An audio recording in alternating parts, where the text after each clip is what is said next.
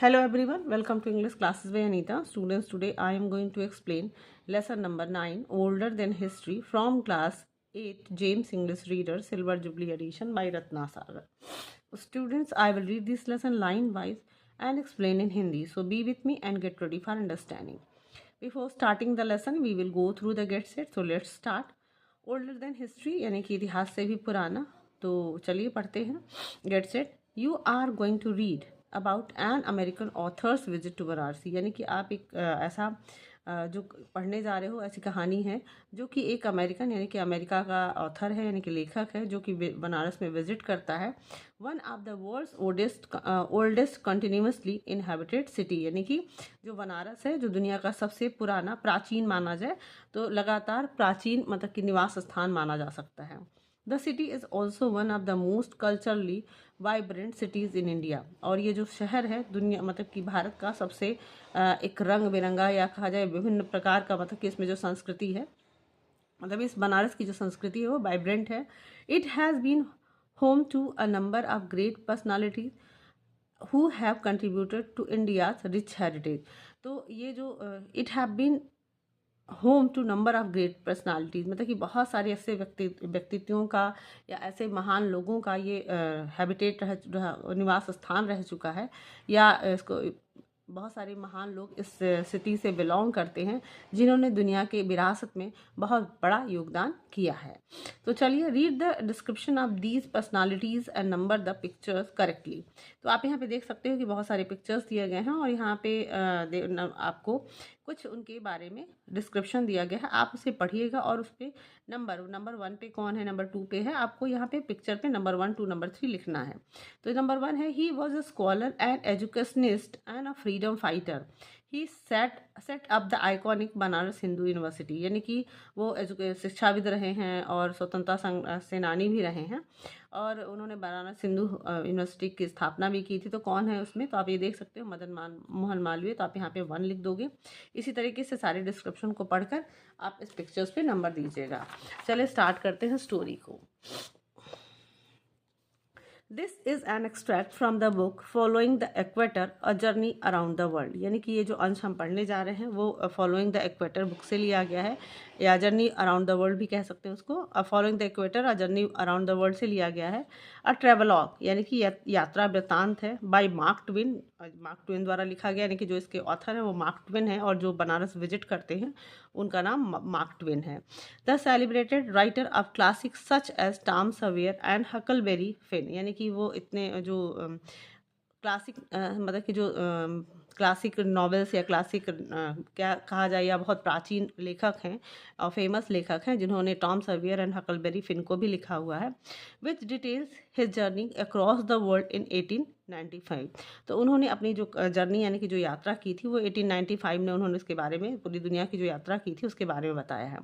Twin travelled through India too, और मतलब इस यात्रा के दौरान वो भारत में भी या आते हैं और विजिट करते हैं.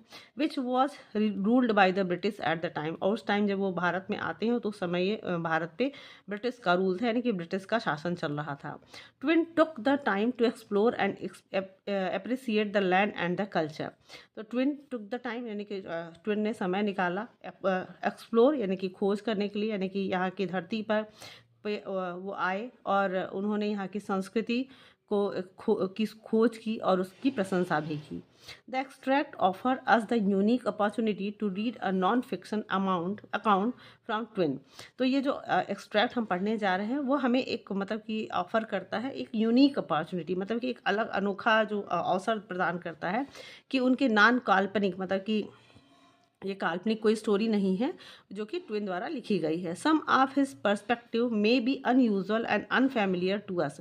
हो सकता है कि उनका जो सोच है मतलब कुछ हो सकता है पर्सपेक्टिव या उनके देखने का जो अंदाज़ है नज़रिया है वो हमारे लिए कुछ अनयूजुअल हो सकता है या फिर अनफेमिलियर हो सकता है. But we must remember that this is a foreigner account of India. लेकिन ये हमें याद रखना चाहिए ये सारी ये स्टोरी को पढ़ते वक्त कि वो एक फॉरेनर हैं यानी कि भारत के लिए वो विदेशी हैं और ये विदेशी का विचारधारा या विदेशी के द्वारा जो भी लिखा गया है वो उनके द्वारा लिखा गया है from more than a century ago. और मतलब कि आज से कम 100 साल पहले, मोर देन यानी कि 100 साल से भी ज़्यादा पहले इसको लिखा गया है। यानी कि अगर हमें कहीं इस पूरी स्टोरी में कहीं से ऐसा लगता है कि वो अनयूजुअल चीज़ उन्होंने कह दिया या फिर अनफेमिलियर है या अपरिचित है हमारे से, तो हमें ये देखना, ये भी देखना होगा कि उन्होंने, ये एक विदेशी यानी कि भारत में आया हुआ एक विदेशी का पर्सपेक्टिव है और वो 100 साल पहले का है। चलिए स्टार्ट करते हैं। The train journey to Benares was all in daylight, यानी कि वो बताते हैं कि जो मेरी ट्रेन की यात्रा यानी कि बनारस जाने के दौरान उनकी जो ट्रेन यात्रा थी वो पूरा उनके दिन की रोशनी में हुआ। And occupied but a few hours, मतलब कि लेकिन इसने कुछ घंटे ही लिए, यानी कि दिन, उन्होंने जो ट्रेन की यात्रा की वो दिन के समय था, यानी कि दिन की रोशनी में था और इसने बहुत कम समय लिया, बट अ फ्यू आवर्स मतलब कुछ ही घंटे लिए। There was a change of cars about mid afternoon at Mughalsarai, if that was the name. तो कहते हैं कि there was a change of cars, मतलब कि वहाँ उन्होंने अपनी कार बदली, कार उन्होंने चेंज किया, या कार सॉरी, जिसको हम कैरेज कहें या फिर डिब्बे ट्रेन कहा सकता है। तो उन्होंने, कहते हैं कि मैंने अपनी जो ट्रेन चेंज की अबाउट मिड आफ्टरनून यानी कि दोपहर के समय, at Mughalsarai, if that was the name, मतलब कि उन याद करते हुए बताते हैं कि शायद मतलब उसका नाम मुगल सराय था जहाँ पे मैंने ट्रेन चेंज किया। And a wait of 2 hours there for the Benares train, और वहाँ से मुझे 2 घंटे इंतज़ार करने थे ताकि जहाँ से मुझे बनारस की ट्रेन मिलती। We could have found a carriage and driven to the sacred city, तो हम मतलब कि कोई गाड़ी ले सकते थे और उसे मतलब इस पवित्र शहर के लिए हम कार से भी जा सकते थे। But we should have lost the wait, लेकिन हम जो इंतज़ार करने का मतलब जो था वो हम उसे खो देते। In other countries a long wait at a station is a dull thing and tedious, तो कहते हैं कि और भी शहरों में मतलब कि और भी देशों में इंतज़ार करना, वो भी स्टेशन पे, ये एक बहुत ही बोरिंग, डल मतलब डल है और थकाऊ वाला, यानी कि उबाऊ और थकाऊ फीलिंग्स होती है, अनुभव होता है। But one has no right to have that feeling in India, लेकिन किसी को भी ये अधिकार नहीं है कि इस अनुभव को भारत में ये झुठलाए, यानी कि जो वेटिंग का जो फीलिंग है या एहसास है वो भारत में उबाऊ और थकाऊ नहीं हो सकता है। You have the crowd of people, अब आप जब वेट करते हो तो आपके पास लोगों की भीड़ होती है। द स्टेज मैंने स्टेज मतलब गहमा गहमी, द बस्टल हंगामा हलचल, द कन्फ्यूज़न मतलब कि शोर शराबा और आपस में इधर उधर मतलब आवाज़ों का confusion, the shifting splendours of the cloth मतलब कि आते जाते तरह के खूबसूरत कपड़ों में, मतलब कि बहुत सारे अच्छे कपड़ों में लोगों का आना जाना। डियर मी, वो मुझे बहुत ही अच्छा लगता है। द डिलाइट ऑफ इट, और इसकी जो खुशी है, the charm of it are beyond speech, मतलब कि इसका जो आनंद है या इसकी जो खुशी है उसको देखना, ये बियॉन्ड ऑफ इट यानी कि बियॉन्ड स्पीच, यानी कि ये कहा नहीं जा सकता, मतलब इसकी जो खुशी है उसे बयान नहीं किया जा सकता है। The 2 hour wait was over too soon, यानी कि जो 2 घंटे का इंतज़ार था वो बहुत जल्दी ही ख़त्म हो गया। We were still outside of the great city when we reach the hotel, अब वी वर स्टिल आउटसाइड, लेकिन अभी भी हम शहर के बाहर ही थे जब हम एक होटल में पहुँचे।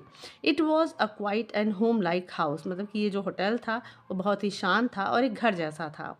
इनवाइटिंग एंड मैनिफेस्टली कंफर्टेबल, मतलब कि इनवाइटिंग मतलब कि बहुत ही सुंदर था इसलिए वो अट्रैक्टिव था, एंड मैनिफेस्टली कंफर्टेबल यानी कि बहुत ज़्यादा आरामदायक था।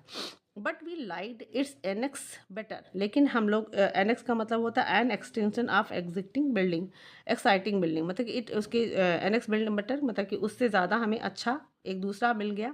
एंड वेंट विद तिदर मतलब कि हम वहाँ चले गए। It was a mile away, मतलब कि यह एक मील की दूरी पर था, परहैप शायद, and stood in the midst of large compound, और ये जो बिल्डिंग थी वो एक बहुत बड़े अहाते में कंपाउंड में स्थित था। And was build bungalow fashion, और ये बंगलो जैसा बनाया गया था, बंगलो फैशन का बना था, यानी कि जो ये बिल्डिंग थी वो बंगलो जैसा था। Everything on the ground floor, और बाकी सारी चीज़ें मतलब कि उस बिल्डिंग में जहाँ पे हम लोग एक बिल्डिंग को छोड़कर दूसरी बिल्डिंग में गए उसमें सारी चीज़ें ग्राउंड फ्लोर पर थी, यानी कि जो मतलब ग्राउंड फ्लोर का मतलब होता है कि जो फर्स्ट फ्लोर से पहले का होता है। एंड अ बरामदा ऑल राउंड, और चारों तरफ से में उसमें बरामदा था। They have doors in India, अब कहते हैं कि they have doors in India, यानी कि मतलब भारत में उस बिल्डिंग्स में या होटल्स में दरवाजे होते हैं, but I don't know why, लेकिन मुझे नहीं पता कि क्यों होते हैं। दे डोंट फास्टन, मतलब कि वो बंद नहीं होते हैं, एंड दे स्टैंड ओपन, मतलब कि हमेशा खुले रहते हैं। एज अ रूल, मतलब कि जिस तरीके से अगर कहा जाए कि विथ अ कर्ट, मतलब कि जो यहाँ का संस्कृति है या नियम है कि with a curtain hanging in the door space to keep out the glare of the sun, और उस दरवाजे के पास एक पर्दे लटके रहते हैं ताकि जो धूप की रोशनी है वो अंदर ना आ सके।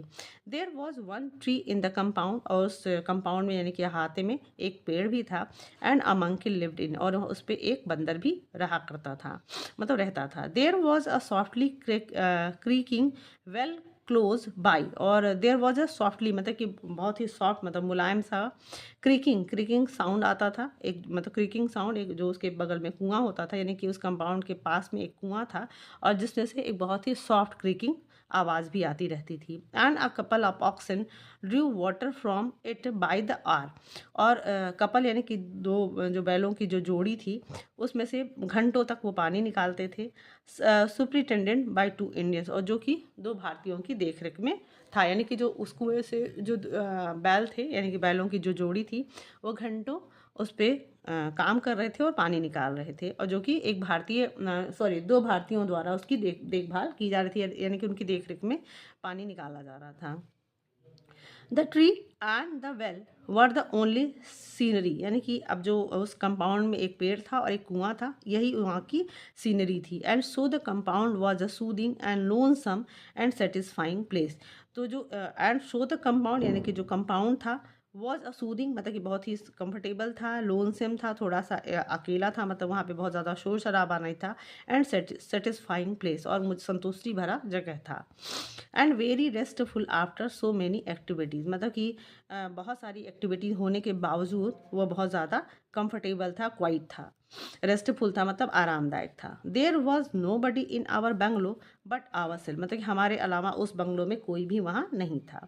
The other guest were in the next one, यानी कि जो बहुत सारे जो मेहमान थे वो दूसरी बिल्डिंग जहाँ हम पहले गए थे उसमें रुके हुए थे। Where the table d'hote was furnished, मतलब कि टेबल टू मतलब होता है कि there is a menu where multi course meals are charge at a fix rate, मतलब कि वहाँ जो होटल था वो ऐसा था कि मतलब कि बहुत सारे कोर्सेज, यानी कि बहुत सारे खाने परोसे जाते थे एक फिक्स अमाउंट में, लेकिन हम वहाँ नहीं रुके थे। A body could not be more presently a body could not be more presently situated, यानी कि मतलब कि जो शरीर है इससे ज़्यादा वहाँ पे आराम मतलब कि नहीं मिल सकता था। Each room had the customary bath attach, मतलब कि हर रूम में अटैच बाथरूम था, यानी कि हर रूम के साथ एक बाथरूम था। अ रूम 10 और 12 फीट स्क्वायर, मतलब कि जितने भी कमरे थे वो 10 और 12 फीट, यानी कि उसका जो लंबाई चौड़ाई था वो कम से कम 10 या 12 फीट का रहा होगा, स्क्वायर फीट का रहा होगा। And with a roomy stone paved pit, और हर मतलब with a roomy stone paved, मतलब उसमें एक बहुत बड़ा सा पिट, यानी कि गड्ढे टाइप का जो पत्थर से बना हुआ था। And in it and abundance of water, और जो पानी से भरा हुआ था, यानी कि मतलब पहले तो पानी की यही व्यवस्था होती थी, तो जो गड्ढा मतलब कि उसमें पत्थर से गड्ढा बना हुआ था, यानी कि आप कह सकते हो बाथटब जैसा, और उसमें पानी भरा हुआ था। Banaras was not a disappointment, अब जो बनारस था वो हमें ये कोई निराशा की बात नहीं थी, मतलब कि बनारस जाना कोई निराशा की बात नहीं हो सकती थी। It justified its reputation as a curiosity, यानी कि जितना हमारे अंदर उत्सुकता थी बनारस को लेकर, उसने अपनी रेपुटेशन, यानी कि अपनी जो प्रसिद्धि थी, उसकी अपनी जो इज्जत थी, उसने उसको जस्टिफाई किया। It is no high on high ground and overhangs a grand curve of the Ganga, यानी कि ये एक ऊंचे स्थित, मतलब कि एक पहाड़ी जैसा कहा जा सकता है कि यानी कि ये ऊंचे मैदान पे स्थित है। And overhangs a grand curve of the Ganga, और गंगा के किनारे, मतलब कि गंगा के जो किनारे स्थित है, यानी कव, यानी कि उसकी मोड़ पे स्थित है। It is a vast mass of building, यानी कि इसके चारों तरफ एक मतलब बिल्डिंग्स का या भवनों का एक मतलब कि क्या कहते हैं कलेक्टिवली, मतलब कि बहुत सारी बिल्डिंग्स हैं। कंपैक्टली क्रसिंग अ हिल, जो कि एक पहाड़ी पर बनाई गई हैं। And is cloven in all direction by an intricate confusion of street, और चारों तरफ से मतलब cloven of in all direction, cloven का मतलब होता है यहाँ पे सिर्फ डिवाइडेड, मतलब कि यहाँ पे इतने सारे गली और सड़कें में, मतलब कि बहुत सारे उस बिल्डिंग्स के पास और हिल के पास बहुत सारी जो सड़कें हैं जो चारों दिशाओं से आती हुई एक दूसरे को डिवाइड करती हैं। tall, slim minarets and B-flat temple spires rise out of it and give it picturesque squares whipped from the river. यानी कि टॉल, लंबे, स्लिम मिनरेट्स मतलब लंबे और पतले पतले जो मीनारे हैं, और बी फ्लैग टेम्पल स्पायर्स और जो मंदिर के गुंबद होते हैं उस पे फ्लैग लगा हुआ, राइज आउट ऑफ इट मतलब कि ऊपर उठे हुए हैं, and give it pictures Q और बहुत ही सुंदर तस्वीर यानी बहुत सुंदर सीनरी बनाते हैं, बहुत सुंदर लगते हैं, पिक्चर्स क्यू बनाते हैं। व्यूड फ्रॉम द रिवर यानी कि नदी से देखा जाए तो ये बहुत सुंदर जो सीनरी है वो बनती है। Banaras is older than history, जो बनारस है वो इतिहास से भी पुराना है। ओल्डर देन ट्रेडिशन यानी कि परंपरा से भी पुराना है। ओल्डर देन द लीजेंड यानी कि कथ मतलब जो किंवदंतियाँ होती हैं, पुरानी कहानियाँ होती हैं, उससे भी पुराना है।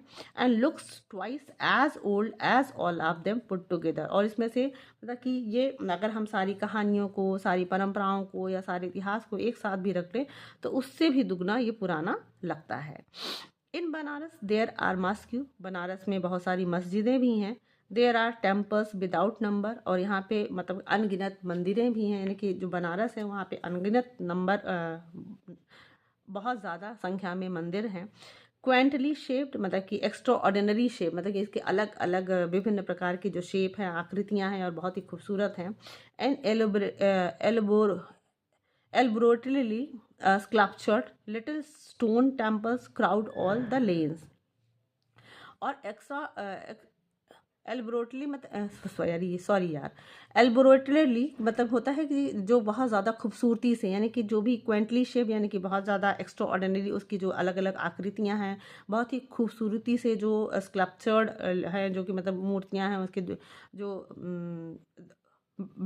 मंदिर के जो नक्काशी वगैरह है। लिटिल स्टोन जिसको छोटे छोटे पत्थरों से मंदिरें बनाई गई हैं। क्राउड ऑल द लेन्स यानी कि सारी, आप किसी भी सड़क पे किसी भी रोड पे चले जाओ, मतलब कि सारी गलियों में सड़कों पे आपको ऐसे ही मंदिर दिखाई देंगे। The Ganges itself and very individual drop of water in it are temples, यानी कि जो गंगा का मतलब एक जो इंडिविजुअल मतलब कि अपने खुद अपने आप में ही उसकी एक एक बूंद एक मंदिर है। Banaras is the sacredest of sacred city, यानी कि सारे पवित्र शहरों में एक पवित्र शहर है Banaras. The moment you step across the sharply defined line which separates it from the rest of the globe, the moment you step across the sharply मतलब कि जिस क्षण जिस पल आप उस मतलब कि एक जो उसकी अगर कहा जाए सीमा रेखा या फिर शार्पली डिफाइंड मतलब जिस जहाँ से बनारस की सीमा स्टार्ट होती है, विच सेपरेट मतलब कि जहाँ से बनारस अलग होता है दूसरे शहरों से, तो जैसे ही उस क्षण आप वहाँ पहुँचते हो, from the rest of the globe मतलब कि ग्लोब से छोड़कर आप जब उस सीमा में पहुँच जाते हो, you stand upon ineffably and unspeakably holy ground, तो आपको ऐसा महसूस होता है कि आपने पूरा कि आपको मतलब बहुत एक असीम आनंद प्राप्त होता है, और जिसको कि अनस्पीकेबली होली ग्राउंड मतलब ऐसे पवित्र शहर को आप मतलब महसूस करते हो, वहाँ पे आनंद महसूस करते हो, जिसको अनकहा कहा जा सकता है कि अनकहा आनंद आपको प्राप्त होता है। The Ganges front is the supreme show place of Banaras, यानी कि जो गंगा का फ्रंट मतलब कि गंगा का जो फ्रंट है, यानी कि जहाँ से हमें गंगा नदी दिखाई देती है, वो बनारस का सबसे सुप्रीम प्लेस है, यानी कि सबसे उच्च और या सबसे सुंदर जगह है। Its tall bluffs are solidly caked from water to summit, तो ब्लफ का मतलब होता है यहाँ पे एलिवेटेड स्ट्रक्चर, यानी कि यहाँ के जो लंबे लंबे और जो मीनारे हैं या जो दीवारें हैं, गंगा के किनारे जो दीवारें बनाई गई हैं ऊंची ऊंची, उसको सॉलिडली केव मतलब कि वो कवर्ड है फ्रॉम वाटर टू समिट, मतलब बहुत ठोस तरीके से बनाया गया और चारों तरफ से ये गंगा जो नदी है वो उससे कवर्ड है। Summit along a stretch of 3 miles मतलब कि ये 3 मील की दूरी में ये स्थित है। विथ है splendid jumble of massive and pictures Q masonry या फिर विथ अ स्प्लेंडेड यानी कि बहुत ही खूबसूरत जंबल ऑफ मैसिव मतलब कि वहाँ पे बहुत सारी भीड़ भाड़ मतलब कि आपको पूरे जो टेम्पल्स हैं और सारी चीज़ें आपको दिखाई देंगी। पिक्चर्स क्यू मेंसली यानी कि आपको वहाँ पे दूर दूर तक 3 मील की दूरी तक आपको गंगा और ऊंची ऊंची दीवारें मंदिरें आपको दिखाई देंगी। A bewildering and beautiful confusion of stone platform यानी कि बेवल्डरिंग मतलब बहुत ही आश्चर्य करने वाले, बहुत ही खूबसूरत।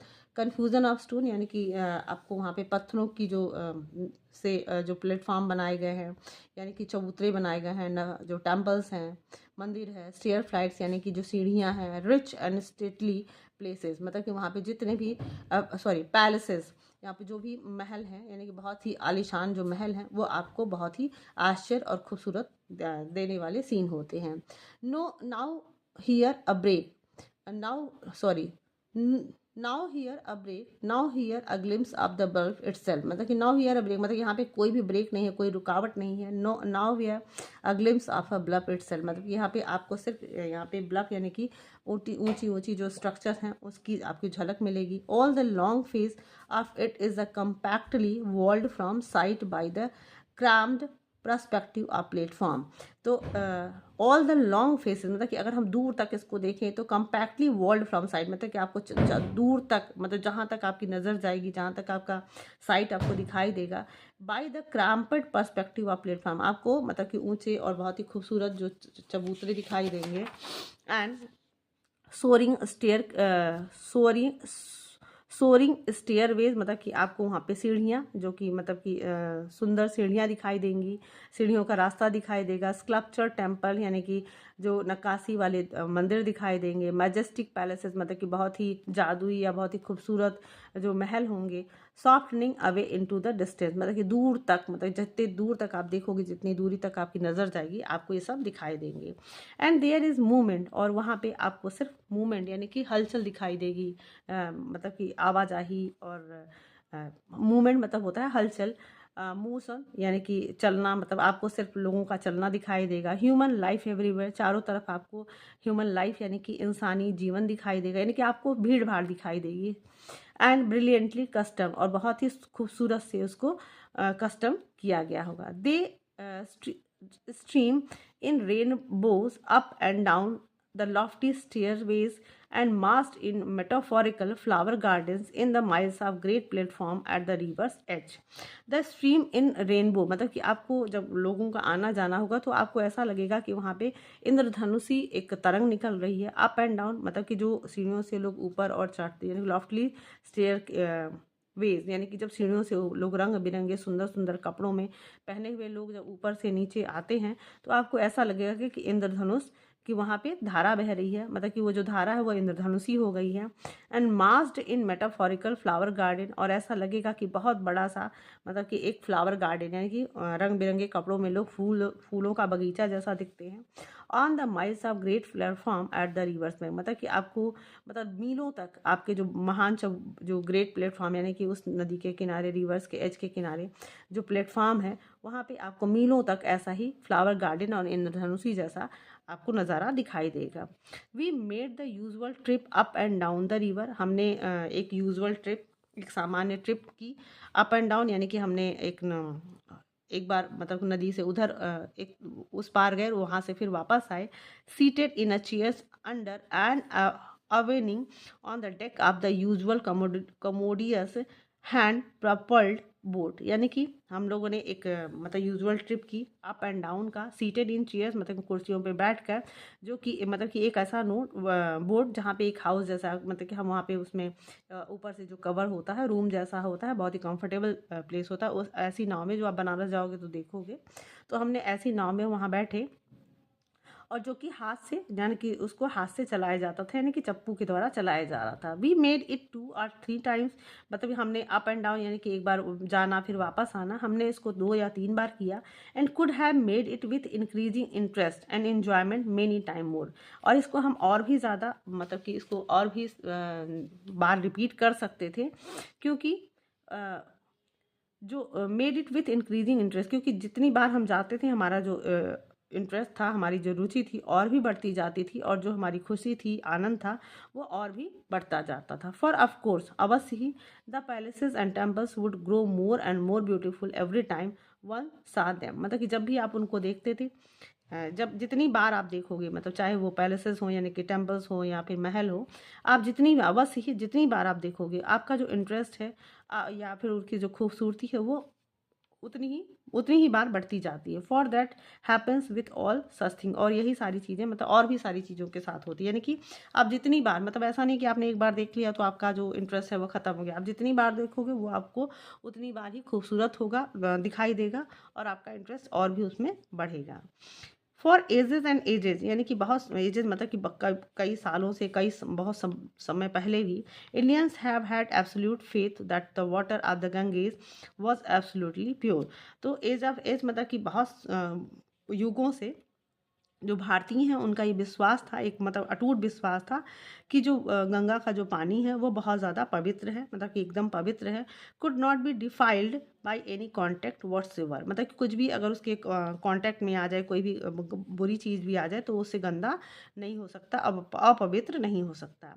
And infallibly made pure and clean whatsoever things touch it. Infallibly मतलब होता है कि जो भी मतलब चीज़ें हैं वह निस्संदेह क्या हो जाती हैं, पवित्र हो जाती हैं, मतलब चाहे कोई भी चीज़ हो अगर उसके संपर्क में आती है तो वो चीज़ें पवित्र हो जाती हैं। When we went to Agra, जब हम आगरा गए, बाय एंड बाय मतलब उसके बाद, we happen there just in time to be in at the birth of a marvel a memorable scientific discovery. मतलब कि हम लोग जब आगरा पहुँचे तो एक ऐसा हुआ, भी हैपन मतलब कि ऐसा हुआ कि there just in time to be in at the birth of a marvel, यानी कि जहाँ पे मार्बल का विकास हुआ था या मार्बल का जन्म हुआ, जहाँ पे मार्बल से सारी चीज़ें बनी हैं।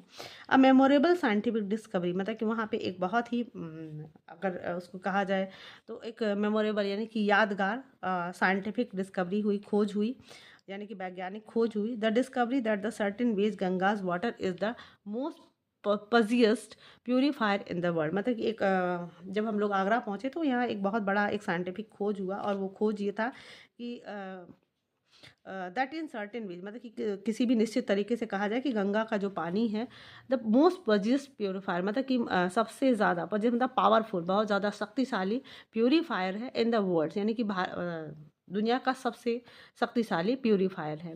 द क्यूरियस फैक्ट, अब ये बहुत ज़्यादा उत्सुक करने वाला तथ्य था, एज आई हैव सेड, जैसा कि मैंने अभी इससे पहले कहा था, had just been added to the treasury of modern science, और ये एक खजाना ही था या ट्रेजरी था जो कि एक मॉडर्न साइंस में ऐड किया गया था। मतलब ये जो खोज थी ये मॉडर्न साइंस के लिए एक खजाना ही था। It had long been noted as a strange thing that, और बहुत दिनों से ये नोटिस किया जा रहा था, एक अजीब चीज़ नोटिस की जा रही थी। While Banaras is often afflicted with cholera, यानी कि जो अक्सर क्या होता है, जो बनारस है वो वहाँ पे कॉलरा से लोग पीड़ित होते हैं, मतलब कॉलरा हर साल या अक्सर वहाँ पे कॉलरा सबको हो जाता था। She does not spread it beyond her borders, लेकिन यहाँ से जो कॉलरा फैलता था ये अपने सीमा से बाहर जा ही नहीं पाता था, मतलब अपनी सीमा से बाहर नहीं जा पाता था, या फिर क्या कहते हैं, स्प्रेड नहीं होता था, फैलता नहीं था। This could not be accounted for, और इसके लिए मतलब हम अब क्या जिम्मेदार था, मिस्टर हैंकिन, अब जो एक मिस्टर हैंकिन है, the scientist in the employ of the government of Agra, यानी कि आगरा सरकार में या आगरा के शासन में जो आगरा की जो गवर्नमेंट थी उसमें वो एम्प्लॉई थे, मिस्टर हैंकिन एक वैज्ञानिक थे। Concluded to examine the water, और उन्हें concluded to examine the water, यानी कि उन्हें यहाँ पे उन्होंने डिसाइड किया कि हम जो आगरा का पानी है, या सॉरी जो गंगा का पानी है उसे वो क्या करेंगे, एग्जामिन करेंगे, उसका परीक्षण करेंगे। He went to Benares and made his test, और वो बनारस गए, उन्होंने अपना टेस्ट स्टार्ट किया, उन्होंने अपना परीक्षण स्टार्ट किया। He took water from the river, उन्होंने नदी से पानी लिया। He added swarm after swarm of cholera germs to his water, और वो बार बार उसमें जो कॉलरा के जम्स थे वो स्वाम मतलब कि झुंड में, मतलब कि जो कीटाणुओं का जो झुंड था उस पानी में डालते। With in 6 hours they always died, और हर 6 घंटे के बाद, विद इन से मतलब 6 घंटे के अंदर ही वो हमेशा मर जाते। तो द लास्ट सैंपल मतलब कि अंतिम सैंपल तक, जितनी बार उन्होंने किया अंतिम सैंपल तक वो 6 घंटे के बाद वो मर जाया करते थे।